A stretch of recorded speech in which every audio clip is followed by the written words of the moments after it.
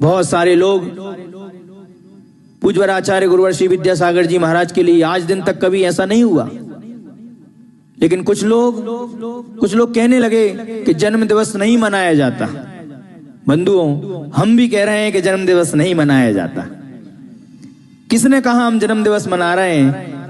अरे हम तो उस महान आत्मा के लिए वो समर्पित कर रहे हैं, पूरी समाज वो समर्पित कर रही है। अरे भगवान, हम तो नहीं चाहते कि संसार में आपका दोबारा जन्म हो, आपका जन्म दिवस ना मनाएं, हम तो जन्म कल्याणक मनाएंगे। हर व्यक्ति, हर समाज हमारे धर्म गुरु का जन्म दिवस मनाता है। परोपकार के कार्य करने की तो बात कर रहे हैं, कोई यहां पर बिठा के आरती थोड़ी कर रहे हैं कि 12 बजे केक काटेंगे, कि 12 बजे जाके हम मोमबत्तियों को बुझाएंगे।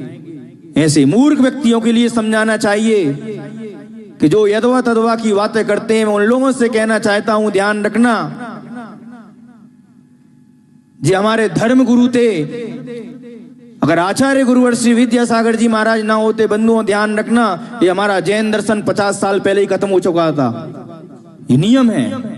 आचार्य भगवान ने अपनी साधना से, अपनी तपस्या से इस जैन धर्म को सुरक्षित किया है। आचार्य भगवान तो शुरू से विरोधी रहे इसके। आचार्य भगवान ने कभी समर्थन नहीं किया, और हम साधु संत भी कभी समर्थन नहीं करते, ध्यान रखना। लेकिन एक समाज का भी कर्तव्य होता है, एक समाज का भी दायित्व होता है।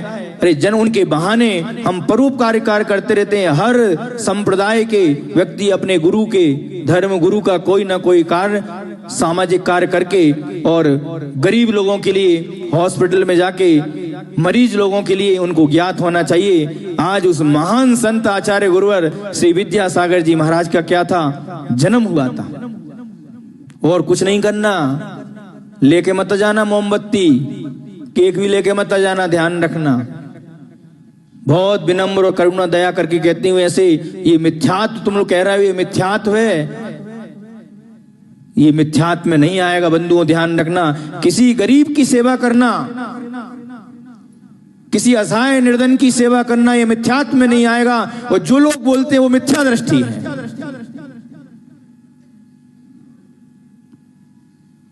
हम जन्म दिवस इस उपलक्ष्य में नहीं मना रहे। बंधुओं, आप समझिए बात के लिए हमारा उद्देश्य क्या है।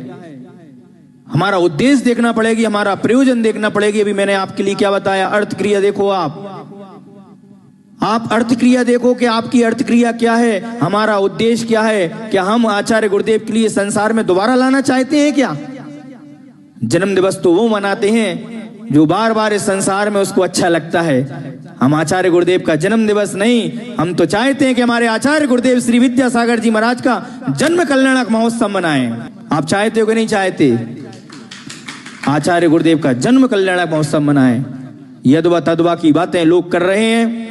ऐसे लोगों से मैं कहना चाहता हूं, आज दिन तक कभी हम लोगों ने किसी चीज के बारे में नहीं बोला। बोलने के लिए बहुत सारी बातें हैं, लेकिन वो लोग हमारे पूज्य आचार्य समय सागर जी महाराज के प्रति अगर बात करेंगे, ध्यान रखना, उपकारी के उपकारों का चुकाना तुम्हारा एक कर्तव्य होता है। जिन व्यक्ति ने तुम्हारे लिए उंगली पकड़कर चलाया है, आज तुम उनके लिए आंखें दिखा रहे हो। ध्यान रखना, जो व्यक्ति उनके लिए आंखें दिखाएगा, प्रकृति और कर्म तुमसे कहेगा ये तुम्हारी आंखें जीवन भर के लिए नहीं मिलेंगी। जिस व्यक्ति के लिए एक व्यक्ति साथ में रहने के लिए तैयार नहीं है, आचार्य गुरुदेव श्री समय सागर जी महाराज ने हर व्यवस्था बनाई उस व्यक्ति के लिए।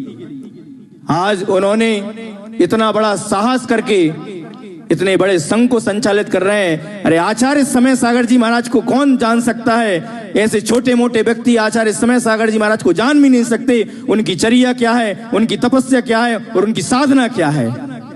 बंधुओं, 35 वर्षों तक जिस व्यक्ति ने नजर को नीचे करके रखा है, कभी उन्होंने नजर को उठाया नहीं है पूज्य गुरुदेव के साथ में। वो व्यक्ति क्या जाने कि आचार्य समय सागर जी महाराज क्या है, उनकी साधना क्या है, उनकी तपस्या क्या है। अरे जो व्यक्ति जानता है वो बताता है, अपने आप के लिए आचार्य विद्यासागर जी महाराज की दुहाई देते हैं। ऐसे व्यक्तियों से भी मैं कहना चाहता हूं कि आचार्य विद्यासागर जी महाराज जी की दुहाई देना बंद करें। तो कह दो हम उनके संग के नहीं हैं, बोल दो, कोई आपत्ति नहीं है। और ऐसी समाज के बीच में रह के भी अगर ऐसे धर्म विरोधी प्रवचन, गुरु विरोधी प्रवचन अगर कोई देता है तो ऐसी समाज के लिए धिक्कार है। ऐसी समाज के लिए चुल्लू भर पानी में डूब के मर जाना ही उचित है। हमारे गुरुदेव के बारे में ऐसे बोलते हैं, हमारी परंपरा के बारे में ऐसा बोलते हैं। अरे आचार्य गुरुदेव बंधुओं, हम अनाथ हो चुके थे, हमारी समाज अनाथ हो चुकी थी। ध्यान रखना, हमारा गुरु कौन होगा? पूरी समाज अनाथ हो चुकी थी, लेकिन पूज्य गुरुदेव ने कहा था नहीं, तुमको अनाथ नहीं होने देंगे। और आचार्य गुरुदेव ने आचार्य समय सागर जी महाराज को अपने रिक्त स्थान पर बिठाकर हम पूरी समाज के लिए और 350 और 400 शिष्यों के लिए हमारे लिए सनात बना दिया। ये आचार्य गुरुदेव ने, समय सागर जी महाराज ने हमारे लिए सनात बनाया है, हमारे लिए, जो उनका हमारे ऊपर बहुत बड़ा उपकार है। और उपकारी के उपकारों को ध्यान रखना, इस संसार में जब तक श्वास रहेगी, जब तक ये रोम रहेगा, ये उनका आभारी रहेगा। पूज्यवर आचार्य गुरुवर श्री विद्यासागर जी महाराज का और पूज्यवर आचार्य श्री समय सागर जी महाराज के हम आभारी हैं कि उन्होंने हमारे लिए अनाथ होने से बचा लिया। बंधुओं, हम जानते हैं समय सागर जी महाराज के लिए बंधु एक दिन और बताया था, जब हम लोग पूज्यवर महासागर जी और हम दोनों जन रतलाम पहुंच रहे थे, राजस्थान। रतलाम में हम लोग महाराज श्री के चरण वंदना के लिए पहुंचे, भाव थे जाना थे राजस्थान। 700 किलोमीटर जा सकते थे, लेकिन ऐसे एक महान साधक के दर्शन करने के लिए हम लोगों ने 700 किलोमीटर और एक्स्ट्रा चले, 1480 किलोमीटर बिहार करते हुए राजस्थान पहुंचे मात्र उनके दर्शन करने के लिए। महाराज जी 2 किलोमीटर हम लोगों के लिए लेने के लिए आए। गर्मी का समय था और देखा मंच पर, हमने कहा महाराज जी तो पृथक हो चुके हैं, बढ़िया ऊंचा आसन रहेगा, हम लोग तो छोटे छोटे से शिष्य हैं। बंधु ध्यान न रखना कितनी निष्प्रियता रहती है उस साधक के अंदर। जब एक दिन और आपके लिए संस्मरण सुनाया था दीक्षा के उपरांत का, उन्होंने नीचे बैठना स्वीकार किया हम पूरे साधकों के साथ में। हमने कहा अब तो पृथक संग हो चुका उनका, अब तो ऊंचा स्थान रहेगा। वो जब मंच पर जाकर देखा रतलाम में, तो सारे पाटे बराबर बनी रखे हुए थे। हमने उनके लिए ऊंचा पाटा लगाया तो वो जो प्रशस्त सागर जी और मल्ली सागर जी कहते महाराज वो नहीं मानेंगे। मैंने कहा नहीं, हम इतने बराबर नहीं बैठेंगे उनके, इतने बड़े महाराज हैं, इतने पुराने चिर दीक्षित हैं। तो कहते हैं महाराज जी आपको क्या विश्वास है, हम उनको ऊंचा नहीं बिठाएंगे। मैंने कहा नहीं महाराज जी ऐसा नहीं है, कि हमने कई प्रयास किए, चलो आप भी कर लो। हमने ऊंचा आसन रखा उनके लिए, मात्र कितना 4 इंच ऊंचा था, ज्यादा नहीं था, 4 इंच ऊंचा आसन था। हमने उनसे कहा महाराज जी के लगे नहीं, इसको उठाइए, बराबर बैठेंगे। मैंने कहा महाराज क्षमा करना कि आचार्य भगवान ने 2014 में आपके लिए आचार्य पद स्वीकार कर लिया था कि हमारे संघ के आचार्य रहेंगे समय सागर जी महाराज।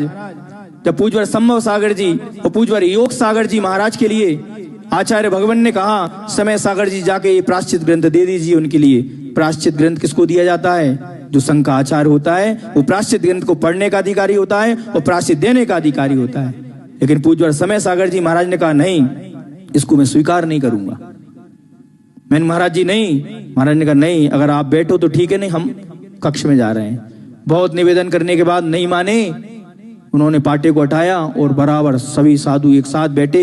ऐसे हमारे समय सागर जी महाराज जी की ना कोई पद में लालसा है, ना किसी में लालसा है, बस मात्र उन्होंने गुरु की आज्ञा को स्वीकार किया है। और अगर योग सागर जी महाराज नहीं कहते कि आचार्य जी उनको आज्ञा देकर गए हैं, तो बंधुओं कभी वो पद पर बैठते नहीं, उनको कभी पद से कोई मतलब ही नहीं है, इतने निर्मोही है।